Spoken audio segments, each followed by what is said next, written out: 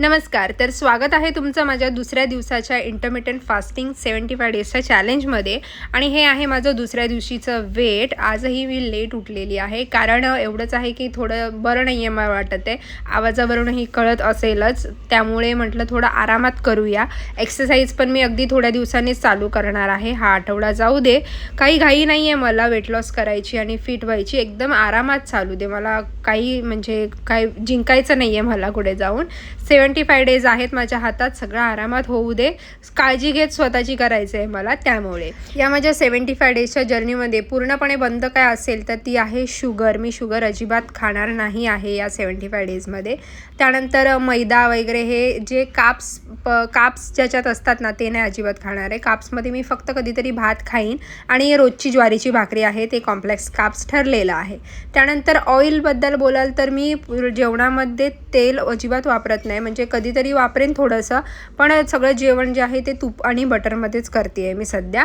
कारण जी घरच्यांसाठी वगैरे भाजी असते ते मम्मी ते तेलातच बनवते, त्यामुळे तिथे थोडंसं तेल माझं जातं इनटेक. बाकी मी अवॉइड करते तेल. बाकी तुम्हाला आणि मला पूर्ण मीलमध्ये कितीही मील घ्या, 2 घ्या, 3 घ्या, पूर्ण मीलमध्ये प्रोटीन इनटेक हे जास्त ठेवायचं आहे. त्यासोबत फायबरसुद्धा आणि काप्स प्रमाण कमी ठेवायचं आहे.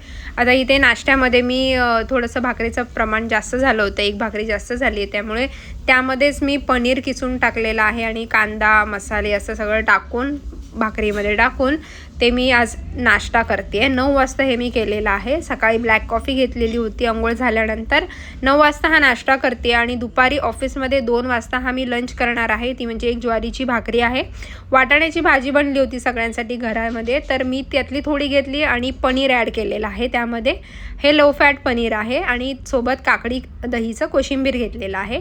आता मी ऑफिसमध्ये निघाली आहे. 2 वाजता हा लंच करणार आहे. ज्यांनी माझ्यासोबत 75 डेज हे चॅलेंज घेतलेलं आहे त्यांना एकच सांगेन की 75 डेजचं तुम्हाला जास्त वाटत असतील ना, तर अजिबात असं नाही आहे. तुम्ही फक्त कन्सिस्टंट राहून करायचं आहे आणि अजिबात ब्रेक घ्यायचा नाही आहे किंवा चीट करायची नाही आहे. कारण हे 75 डेज एकदा कंप्लीट झाले ना की तुम्हाला खरंच स्वतःवर प्राऊड होईल की मी भरपूर काय केलं आहे असं.